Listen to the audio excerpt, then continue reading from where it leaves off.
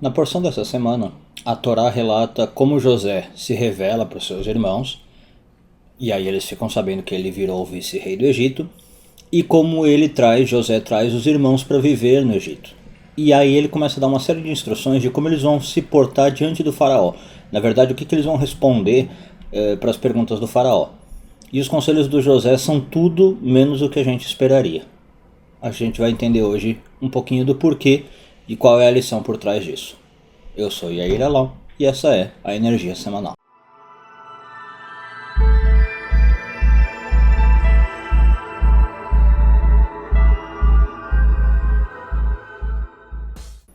Essa semana estamos lendo a porção de Vaigash e nela acontece uma coisa muito interessante que vai, assim, acho que contraria o que a maioria das pessoas faria numa situação similar. O que acontece? O José, só para relembrar um pouco da história, ele começa a subir na vida depois de um período bem difícil. Ele começa a ter poder, ele começa a ter fama, começa a ter dinheiro na sociedade egípcia. Ele se estabelece, casa, tem filhos e vira um vice-rei do Egito. A gente não sabe ao certo qual era o cargo, mas ele fica ali com um cargo bem alto, quase que braço direito do faraó. E uma hora a gente sabe que por, humor do destino, né, ou ironia do destino, os irmãos vêm para o Egito buscar comida e se encontram justamente com ele, no primeiro momento sem saber que é José, e depois José se revela. E aí eles fazem uma reconciliação, os irmãos se reencontram, José pede para ir trazer o pai deles, Jacó, que tinha ficado em Israel, para ir viver no Egito e eles passarem pelo menos os últimos anos ali de vida juntos. Pois bem, quando ele faz esse convite, quando José faz esse convite, ele já sabendo como o faraó agia, ele fala para os irmãos, olha, o faraó vai chamar vocês, vai perguntar o que vocês fazem. Vocês vão responder uma coisa muito específica. Vamos ver direto na Bíblia o que José diz. Então o versículo está em Gênesis 46, 33, 34. Ele diz o seguinte: Verraiá que ikra lachem paró, quando o faraó chamar vocês, ve'amar ma ma'aseichem. Ele vai perguntar para vocês o que vocês fazem da vida, né? Qual é o seu trabalho. 34. Ve'amartem anshei mikneh hayu avdecha. Vocês vão responder, os seus servos eram pessoas que trabalhavam com gado. Ok? Mineureino ve'adata. Desde que nós éramos jovens e até hoje. Ou seja, nós sempre fizemos isso. Gamanachnu gamavoteino bavur teshu ba'aretz kosher. Tanto nós quanto nossos antepassados. Ou seja, a resposta do José é, você vai falar para eles que vocês sempre fizeram isso, que sua família sempre fez isso, que vocês sempre trabalharam com gado.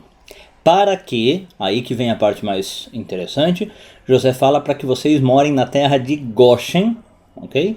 Ki tovat mitzrayim kol roetzon, porque os egípcios, ou para o Egito, todo pastor de ovelha é uma abominação.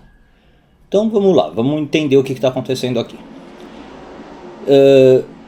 Pro José e a família dele, com o poder que ele tinha, era muito fácil eles tomarem ali um caminho fácil e usar o poder que eles tinham e a influência que eles tinham para subir na vida. Eles podiam, por exemplo, pedir para o faraó uma casa na capital egípcia. Eles podiam pedir um cargo no governo, certo? Como a gente vê hoje fazendo aí o nepotismo. O faraó acho que tranquilamente arranjaria 12, 13 cargos, um para cada irmão e para o pai, para que eles trabalhassem, fizessem alguma coisa ali no governo, ganhassem um salário bom, vivessem na capital, né? E ali desfrutassem de toda uma cultura, uma sociedade letrada.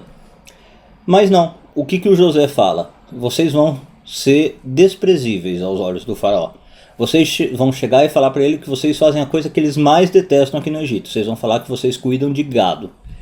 E para quê? Justamente para ir morar numa terra que chama Goshen. Então eu pergunto para você já ouviu falar de uma cidade egípcia chamada Goshen? Não, né? Só se você estudou a Bíblia a fundo, talvez você ouviu esse nome.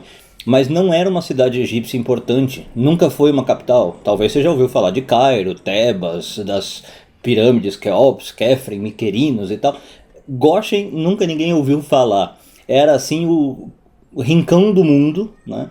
E José queria justamente que o povo morasse lá, que os irmãos dele morassem lá, bem longe da capital do império. Então olha só que contrassenso, né? Aquilo que eu falei no começo do vídeo. Talvez nós, na situação de José, o que a gente faria? Primeira oportunidade para subir na vida no sentido material, né? Aproveitar o poder, o dinheiro, a influência que eu tenho junto ao faraó, junto ao político e tal, e me estabelecer na vida. E esse é o sonho realmente de muita gente. Eu acho que hoje na modernidade muita gente pensa isso, né? Ah, se eu pudesse eu me acomodava, né, financeiramente, me acomodava fisicamente e tal.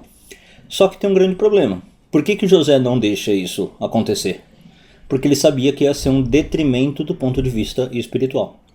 Então quando você vai fazer isso, e isso ajuda tanto material como espiritualmente, muito bom. Se você vai, por exemplo, vamos falar em termos mais práticos, mudar para um país, né, para uma cidade maior, onde você vai ter mais acesso à espiritualidade, isso vai te evoluir como pessoa, vai te ajudar nesse sentido, muito bom, perfeito.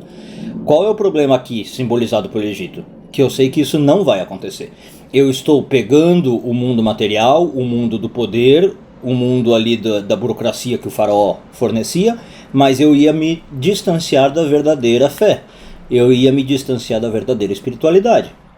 E aí nesse caso José fala, não façam isso. Prefiram espiritualidade.